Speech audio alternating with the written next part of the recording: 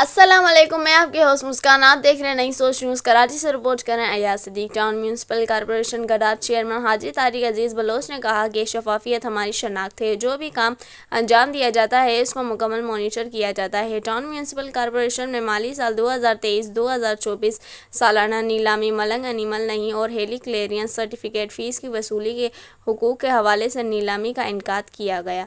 ठेकेदारों में सख्त मुकाबले के बाद ज़्यादा से ज़्यादा बोली लगाई गई। ठेकेदारों ने सबसे ज़्यादा बोली दी। नंबर 1 मियसर्स अल्ताफ़ बिरोई 5 अरब 8 करोड़ रुपए। नंबर 2 मियसर्स असासा इंटरप्राइज 5 अरब 7 करोड़ रुपए।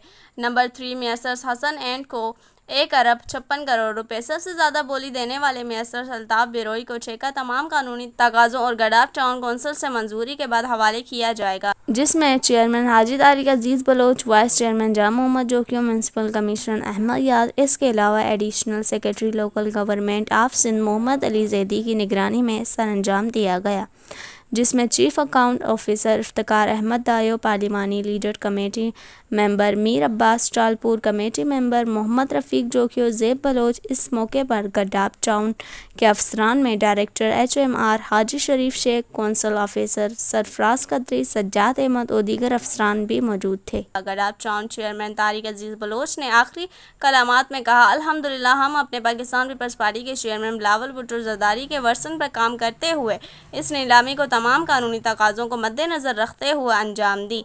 नीलामी से हासिल करदा रकम गडाफ टाउन की आवाम की अमानत है, जो इनके मसाइल को हल करने में इस्तेमाल की जाएगी।